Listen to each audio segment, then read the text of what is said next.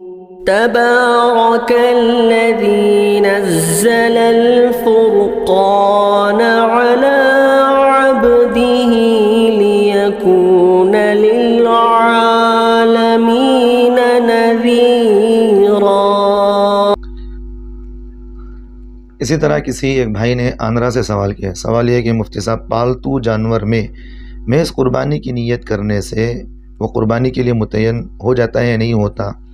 تو بھائی سوال کرنے والے محمد عزیر صاحب آندھرا سے، دیکھیں بھائی ماشاءاللہ آپ کا سوال بہت بہترین ہے۔ دیکھیے بات یہ ہے کہ بھائی قربانی کی نیت سے جو جانور خریدا جائے، اکثر اہل علم کے نزدیک کیا ہے کہ وہ جانور متعین ہو جاتا ہے۔ بات سمجھ میں آ رہی؟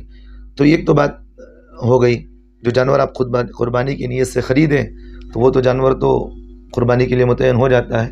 اب دوسری بات یہ ہوتی ہے کہ بھئی جو جانور گھر کے اندر رکھا ہے، یعنی اپنے دودھ نتھارنے کے لیے یا خدمت وغیرہ کے لیے آپ نے گائے بھیڑ یا کوئی بھی جانور رکھا تھا، اب اس میں آپ نے قربانی کی نیت کر لی، تو ایک بات یہاں ذہن میں رکھیں، چاہے مالدار ہو یا غریب ہو، اگر اس طرح کے پالتو جانور جس سے آدمی فائدہ اٹھانا چاہ رہا تھا، اگر اس جانور پر اگر کوئی آدمی نیت کر لے قربانی کی تو وہ جانور متعین نہیں ہوتا، یعنی کہ اس جانور پر آدمی کو قربانی کرنا اسی جانور کی واجب نہیں ہوتی۔ بات سمجھ میں آ رہی؟ چاہے تو آدمی اس جانور کو بیچ بھی سکتا ہے، خرید بھی سکتا ہے، اسے کاٹ بھی سکتا ہے، یعنی تو اسے قربانی نہ بھی کرے تو اس سے کوئی ضروری نہیں ہے، یعنی کہ واجب نہیں کہ اس کی قربانی کی جائے گی۔ بات سمجھ میں آ رہی؟ تو اس میں مالدار اور غریب دونوں کے لیے یہ حکم ہے، یعنی اگر کوئی آدمی اس کو بیچنا چاہے تو بیچ بھی سکتا ہے، کیونکہ جو جانور پالنے کی نیت سے رکھتے ہیں بعد میں آپ نے قربانی کی نیت کر لی تو وہ جانور متعین نہیں ہوتا کہ اسی جانور کی قربانی کی جائے گی۔ سمجھ میں آ رہی؟ مالدار پر تو قربانی واجب ہے، چاہے تو وہ جانور کرے یعنی تو دوسرا جانور خرید کر کرے تو اس پر تو قربانی واجب ہے ہی، اور غریب کے لیے اگر وہ جانور متعین کر لے گا بھی اس جانور کی قربانی کروں گا تو پھر اس جانور کی قربانی کرنا اس کے لیے ضروری نہیں، چاہے تو وہ اس جانور کو بیچ بھی سکتا ہے، یعنی تو پھر وہ کاٹ کر کھا بھی سکتا ہے، بیچ بھی سکتا ہے، اس کی رقم کو استعمال بھی کر سکتا ہے، کیونکہ جانور جو پالنے کے لیے رکھا ہے وہ قربانی کے لیے متعین نہیں ہو جاتا۔ تو لہٰذا آپ کے لیے امید ہے کہ بھئی آپ کو مسئلہ سمجھ میں آ گیا ہوگا۔ اور اسی طرح اس میں ایک بات یہ بھی ذہن میں رکھیے، اگر وہ جانور گم ہو گیا، آپ نے پال رکھا تھا جانور دودھ کے لیے یا خدمت کے لیے، گائے بیل کوئی بھی ہو، خدمت کے لیے رکھا تھا، آپ نے اس جانور گم ہو گیا، بعد میں وہ جانور قربانی کے ایام میں یا قربانی کے ایام کے بعد اگر ملا آپ کو، تو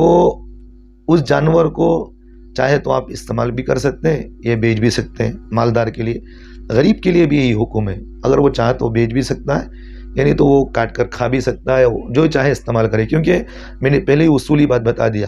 اصولی بات میں نے کیا بتایا؟ جو جانور خدمت کے لیے رکھتے ہیں وہ جانور اسی جانور کی قربانی کرنا متعین نہیں ہوتا، اسی جانور پر قربانی واجب نہیں ہوتی، چاہے تو آپ نیت بعد میں بدلا بھی سکتے ہیں، خدمت کے لیے بھی رکھ سکتے ہیں، اس میں کوئی بات نہیں ہوتی۔ لیکن جو جانور آپ خرید لیے قربانی کے ایام میں، قربانی کی نیت سے آپ نے خریدا ہے تو پھر اس جانور کی قربانی ادا کرنا ضروری ہے۔ دو باتیں ہیں اس سوال کے اندر، دونوں باتیں ذہن میں رکھیں۔ اگر آپ نے خریدا تو پھر اس کی قربانی واجب ہو جاتی ہے جانور کی، اگر آپ نے پالا تو اسی جانور کی قربانی کرنا واجب نہیں ہوتی، چاہے تو غریب ہو یا امیر ہے، بیچ بھی سکتا ہے، خرید بھی سکتا ہے، اور چاہے تو اس جانور کو خرید کے اپنے ذاتی طور پر استعمال کر سکتا ہے، اور اگر جانور گم ہو گیا قربانی کے ایام کے بعد ملا ہے تو پھر اس جانور کو مالدار ہو یا غریب ہو خود استعمال بھی کر سکتا ہے، یا اسے بیچنا چاہے تو بیچ سکتا ہے، کیونکہ میں نے اصولی بات پھر ایک بار کہہ رہا ہوں، جو اصولی بات میں نے بتایا کہ جو جانور قربانی کی نیت سے یعنی جو جانور خدمت کی نیت سے پالا جاتا ہے تو اس جانور کی قربانی متعین نہیں ہوتی۔ امید ہے کہ بھائی آپ کو جواب سمجھ میں آ گیا ہوگا۔